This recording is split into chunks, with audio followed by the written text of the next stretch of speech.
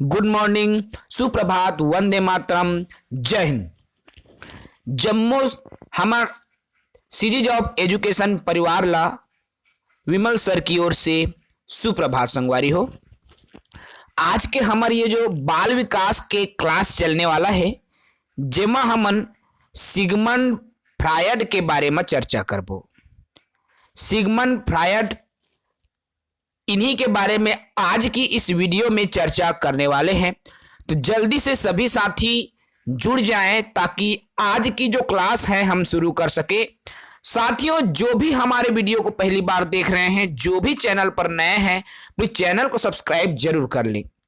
चलिए, आज की जो क्लास है हम यही शुरू करते हैं। बाकी साथी एक एक करके वीडियो को देख लेंगे बाद में, है ना। जो हमारी क्लासेस रेगुलर ले रहे हैं साथियों, तो बिल्कुल वो देख सकेंगे। चलिए शुरू करते हैं।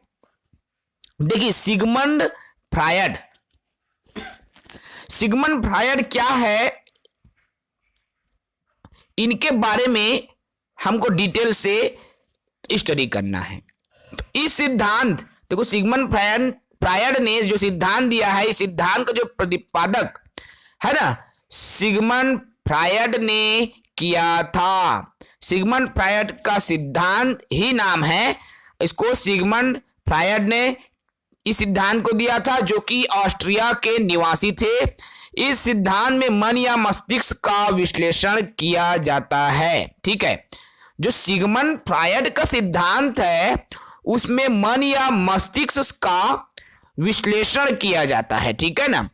अब देखो, ये जो मन या मस्तिष्क है, तीन प्रकार के है ना। सिगमंड जो फ्रायड है, उन्होंने मन या मस्तिष्क के तीन प्रकार बताए हैं। अब क्या क्या वो तीन प्रकार है, देखो, एक तो चेतन मन, दूसरा अर्धचेतन मन और तीसरा अचेतन मन। अब चेतन मन, जिसे अंग्रेजी में कॉन्शियस माइंड बोलते हैं साथियों, चेतन है ना। चेतन, देखो, चेत हवा कैसे ना भाई, हमन एक चेत हवा अभी पूरा बेहोश नहीं हो है, ऐसे बोलते हैं ना। तो चेतन मन, देखो, नाम को थोड़ा समझो, अपनी भाषा में लेके समझो, छत्तीसगढ़ी को लेके समझो। ठीक है, चेतन मन, तो यह मन वर्तमान के विचारों से संबंधित होता है। चेतन, अभी जो क्या हो रहा है ना भाई, अभी जो वर्तमान में क्या घटना घट रही है, क्या चीजें परिलक्षित हो रही है, वो चीजें चेतन मन के अंतर्गत आता है। ठीक है, और अर्धचेतन मन, सब कॉन्शियस, देखो, इसमें हमें तुरंत ज्ञान नहीं होता, लेकिन कुछ समय बाद याद किया जाता है। देखो, चेतन मतलब चेत है, कुछ भी आप तुरंत बोल रहे हो ना, वो उसको झट से याद है, उसको याद है। वर्तमान में आप कुछ भी बोलो उसके सामने, वो पूरी तरीके से अचेतनी हुआ है ना। इसी को आप समझो, जैसे चेतन मन में क्या है, वो तुरंत उसको बात याद आ जाता है, वो चेतन मन है। और अर्धचेतन, इसमें तुरंत याद नहीं आता, कुछ समय बाद याद किया जाता है, उसे अर्धचेतन मन बोलते हैं। और तीसरा है अचेतन, नाम से स्पष्ट साथियों, अ मतलब नहीं है ना, जिसमें चेतना ही नहीं है, अचेतन। तो इसमें वो बातें होती है जो हम भूल चुके होते हैं और हमारे याद करने पर भी याद नहीं आता है ना। अचेतन, देखो, चेतन, अब तीनों को एक बार समझो। चेतन मतलब चेतना में है वो चीज, ठीक है, अर्थात तुरंत याद आए चेतन मन, कुछ देर बाद याद आए अर्धचेतन मन, और याद ही ना आए तो अचेतन मन। ठीक है, अब ये तीनों चीजें बहुत ही सटीक तरीके से हमने बता दिया। अब फ्रायड ने व्यक्तित्व के तीन भाग बताए हैं। ठीक है ना भाई, फ्रायड ने व्यक्तित्व के तीन भाग किए हैं, व्यक्तित्व को तीन भागों में बांटा है। अब वो क्या क्या है, देखो, इदम, अहम और परा अहम, है ना। जो फ्रायड हैं, उन्होंने, सिगमंड फ्रायड ने तीन भागों में बांटा है, इदम, अहम, परा अहम। अब इन्हीं पर हम आए तो देखो, इदम, इदम क्या है, तो इसमें व्यक्ति की शारीरिक और मूल आवश्यकता, देखो, इसमें जो व्यक्ति है ना, उसकी शारीरिक अवस्था, उसकी मूल अवस्था, भूख, प्यास, सेक्स आदि को पूरा करना। देखो जो इदम है इसमें व्यक्ति अपनी मूल आवश्यकता को पूरा करना चाहता है, चाहे वह मूलभूत आवश्यकता में रोटी कपड़ा मकान है ना, खाने पीने की चीजें, शारीरिक सुख की प्राप्ति, प्यास लगना, ये तमाम जो आवश्यकता है ना भाई, उसको पूरा करना चाहता है। और इसके लिए, इसको पूरा करने के लिए वो गलत रास्ते पर भी जा सकता है ना। इसके लिए वो कुछ भी करना पड़े वे तैयार हो जाते हैं। आप सभी देखे हुई है वर्तमान में आजकल जो घटना घटित होते ना जी, सबे जन देखते हो है ना, वही ईदम के वजह से, ओकर में ईदम के भाव बहुत ज्यादा है, जेकर वजह से वह गलत रास्ता में चल देते, गलत तरीका अपना लेते है ना। पेट के रोटी, पेट के जो आग ला बुझाए भाई इंसान है, चोरी तक करत, यहाँ तक काकरो खून भी कर देते, काबर सिर्फ पेट के आग बुझाए बर है ना भाई। और शरीर की आग बुझाए बर आजकल के घटना तो देखे हुई है, शहर मन में बिल्कुल घट जाते है ना। तो ये काकर वजह से होते, ईदम के वजह से होते, ठीक है ना। अब दूसरा बिंदु आता है इसमें अहम।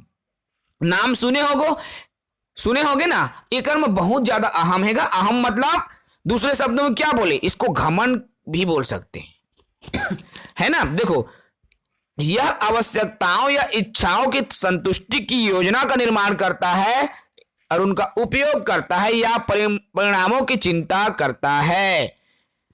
देखो भले हम अहम का अर्थ घमंड से लें, लेकिन इंसान के पास जब सभी चीजें मौजूद होती है ना, उनकी आवश्यकता, उनकी जो इच्छा है वो संतुष्टि का निर्माण करते हो, वो संतुष्ट हो जा रही है। अगर उनकी इच्छा संतुष्ट है, वह क्या है, अहम में है वो मानव। अर्थात अहम भाई मोर कर हर चीज है, मैं मस्त पैसा वाला हूं, मोर कर सब सुख सुविधा है, बोला अहम हो जाते ना, बोला घमंड हो जाते, हम बोलता ना भाई, तो वही चीज है ना। जिनके पास सभी सुख सुविधाएं हैं, उनकी इच्छाओं की संतुष्टि हो रही है, उनका उपयोग कर रहा है और उनको परिणामों की भी चिंता रहती है ना। ये अहम के जब भाव आता है किसी मानव में, किसी व्यक्ति में, तो ये चीजें परिलक्षित होता है, ठीक है ना। थर्ड बिंदु है परा अहम। अब अहम से ऊपर उठकर देखो, इसमें व्यक्ति नैतिक कार्य करता है। अब कैसे करेगा वो नैतिक कार्य, उसको भी देख लो आप। अब देखो भाई, मैं अच्छा खाता पीता घर के आऊं है ना, मोर का सब सुख सुविधा पूरी हो जाते, बढ़िया रोटी कपड़ा मकान सबके मोर कर पूर्ति हो जाते, मैं खुश हूं है ना। अब मोर चिंता भी रहते, मैं ज्यादा उत्ता धुर्रा करूं तो मैं कमा सकते हैं सिराज ही, भाई 4 पैसा बचाना भी तो जरूरी है ना। काबर संसाधन सीमित है और सब चीज सब इच्छा पूरी होती, वो तो अहम में आ गए। अब जब हम बात करथन परा अहम के, तेब नैतिक कार्य कैसे में कर ही जीव। अब जो बहुत ज्यादा पैसा वाला रहते, आपन देखे हुई है, वो लाखों लाख दान करते, ओकर बड़े बड़े बंगला में आते, अनाथ आश्रम ले आते तो 50,000 1 लाख ऐसने दान कर देते है ना। अर्थात वो नैतिक कार्य करते, काबर ओकर में परम अहम के जो गुण आ गए है ना, वो अच्छाई के रास्ता में चले लगते। तो ये जरूरी नहीं है कि सिर्फ पैसा वाला ही परा अहम के क्वालिटी अपना ही, एक गरीब वर्ग भी दान कर सकते है ना। तो जे आदमी में परा अहम के गुण आते, वह सत्य की राह में चलने लगते, नैतिक कार्य भी करने लगते। तो ये व्यक्तित्व के 3 गुण है या 3 भाग है, जो कि सिगमंड फ्रायड के आधार पर है, ठीक है ना। ये मोस्ट इंपॉर्टेंट है। सिगमंड फ्रायड में उन्होंने एक तो दिया है मन के बारे में और दूसरा व्यक्तित्व के बारे में, ठीक है। तो बहुत ही सरल और सटीक शब्द में हमने आपको ये जो टॉपिक है वो क्लियर किया। सिगमंड फ्रायड के आधार पर इदम, अहम और पर अहम और मन या मस्तिष्क की जब हम बात करें तो चेतन मन, अर्ध चेतन मन और अवचेतन मन, उसको भी सिगमंड फ्रायड ने 3 भागों में बांटा है या 3 प्रकार के जो मन है वो बताया हुआ है साथियों। इससे जुड़े कभी कभी प्रश्न आपके आते ही हैं एग्जाम में, तो बिल्कुल आप सभी साथी कोई सिद्धांत को ना छोड़े। देखिए सिद्धांत तो आप बिल्कुल भी ना छोड़ें, क्योंकि एग्जाम्स में विभिन्न सिद्धांत से जुड़ा ही प्रश्न पूछते हैं। ठीक है, सिद्धांत अगर क्लियर है, कॉन्सेप्ट यदि आपका क्लियर है साथियों, तो जो भी क्वेश्चन उनसे रिलेटेड यदि एग्जाम लेने वाला बनाएगा, ठीक है, तो आप उसको सॉल्व कर सको। ये आप में काबिलियत होनी चाहिए, आप में टैलेंट होनी चाहिए कि यदि मैंने सिगमंड फ्रायड पढ़ा है तो सिगमंड फ्रायड से जुड़ा, ठीक है ना, सिगमंड फ्रायड से जुड़ा कुछ भी यदि प्रश्न आए मेरे से, ठीक है, कुछ भी यदि प्रश्न आपसे पूछा जाए सिगमंड फ्रायड से जुड़ा, तो आपका वो छूटना नहीं चाहिए। कॉन्फिडेंस हमेशा इतना रखो कि उस टॉपिक से प्रश्न आ रहा है तो आपका छूटे मत, है ना भाई। और जो इंपॉर्टेंट यही है, इन्हीं टॉपिकों में से क्वेश्चन आपके एग्जाम्स में बनते हैं और बनेंगे भी, ठीक है। तो बिल्कुल आप सभी साथी अच्छे से तैयारी कीजिए। शिक्षक भर्ती, देखिए बहुत सारे साथी बोल रहे हैं सर शिक्षक भर्ती का तो नोटिफिकेशन का अता पता नहीं है, आरक्षण की वजह से सब खत्म हो गया, अब कैसे करें। ऐसा मत समझिए, तैयारी करते रहिए। वैकेंसी कभी भी आपको देखने को मिलेगी और जरूर मिलेगी, भले इसकी तिथि नियत ना हो, है ना। आप यदि तैयारी में लगे रहें तो आपके लिए बहुत ही बेहतर है। कल ही एक साथी का कमेंट था, मैं उसको देखा हूं, वो जब मैं सुबह कल मोटिवेशन से रिलेटेड कुछ वीडियो बनाया था एक, तो उसमें उस साथी का कमेंट आया था, तो भर्ती कभी भी आए मैं पढ़ाई नहीं छोड़ूंगा, ऐसा उनका कहना था। मुझे बहुत अच्छा लगा। तो बिल्कुल साथियों, आप भी अपनी पढ़ाई करते रहें।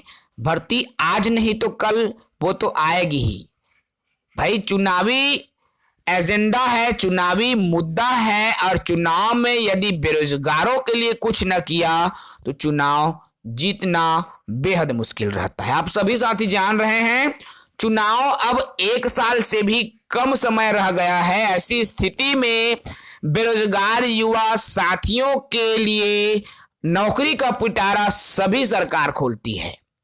तो बिल्कुल आप चुनाव की कंडीशन, चुनाव को देखते हुए सोचें और कभी निगेटिव मत सोचें, क्योंकि चुनाव सामने है, वैकेंसी तो आएगी और आकर ही रहेगी, इसमें कोई दो मत की बात नहीं है। तो आप बिल्कुल अपनी तैयारी को जारी रखें, निगेटिव होने की जरूरत ही नहीं है, ठीक है साथियों। अब जल्दी से देखिए, गणित की क्लासेस बहुत जल्द खत्म होने वाली है, उसके बाद में हिंदी की क्लासेस चलेगी, और मेरी भी बाल विकास की जो क्लास है खत्म होने ही वाली है। 1-2 सिद्धांत और लेंगे उसके बाद में, ठीक है।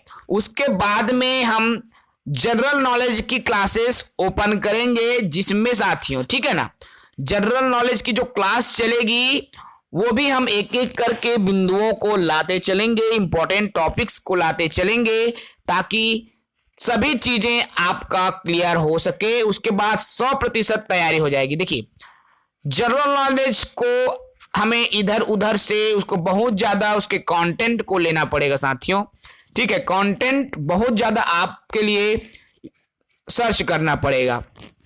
इस स्थिति में यदि आप जनरल नॉलेज 10 नंबर का स्वयं पढ़ते तो ज्यादा बेहतर रहता, ठीक है ना। आपके पास, सभी के पास स्टडी मटेरियल्स होंगी, आपने ऑलरेडी बुक मार्केट से परचेस कर चुके होंगे, ठीक है। तो उसमें जनरल नॉलेज सेक्शन को आप उसमें से आप पढ़ सकते हो। यदि आप अगर ऐसा आप कमेंट में बताएंगे, यदि आप 10 नंबर का जो जनरल नॉलेज पे आप ज्यादा फोकस बिल्कुल मत करना, ठीक है। 140 तो ऑलरेडी आपके हाथ में है। 10 नंबर के लिए आप अगर जरूरत से ज्यादा पढ़ेंगे ना तो आपका उधर प्रॉब्लम है, ठीक है। 140 पर ही आप फोकस करो। 10 में से 4-5 तो ऐसे बन जाता है जी, उतना देखो। लेवल 3 प्रकार के होंगे तो 3-4 क्वेश्चन तो ऐसे भी बनेगा आपका। तो जनरल नॉलेज में 10 की 10 बेहद मुश्किल होता है ना। तो इस पर आप ज्यादा फोकस भी ना करें, ठीक है ना। वो चीजें आप देखें। यदि आप कहेंगे कि जनरल नॉलेज हम सेल्फ स्टडी कर सकते हैं सर करके, तो फिर हम लोग शिक्षक अर्थात जो शिक्षक संवर्ग है वर्ग 2 में, है ना, चाहे विज्ञान की बात करें, कला की बात करें, अंग्रेजी, सभी सब्जेक्ट, शिक्षक में सबका सिलेबस एक समान है। तो यदि आप कहेंगे तो फिर शिक्षक को लेकर चलेंगे, ठीक है, शिक्षक वर्ग को लेकर चलेंगे तो उसकी भी जो तैयारी है थोड़ी बहुत हम करवा सकेंगे अपने चैनल के माध्यम से, तो और अच्छा होगा। क्योंकि बहुत सारे साथियों का ये भी कहना है सर कि शिक्षक के लिए वर्ग 2 के लिए भी तैयारी करवाइए। तो आप सभी साथी इसमें कमेंट कीजिए जल्दी से, ताकि हम उसकी जो तैयारी करवा सकें। अगर आप चाहेंगे कि शिक्षक की भी तैयारी करवाइए सर करके, तो हम फिर शिक्षक की तैयारी शुरू करेंगे साथियों। तो जल्दी से कमेंट करके आप बताएंगे, हम कमेंट को बाद में भी देख लेंगे। तो इस वीडियो सेशन में बस इतना ही। अगले सेशन में 1-2 और सिद्धांत पर चर्चा करेंगे, उसके बाद ये जो बाल विकास की क्लास है आपकी समाप्त हो जाएगी। जय हिंद।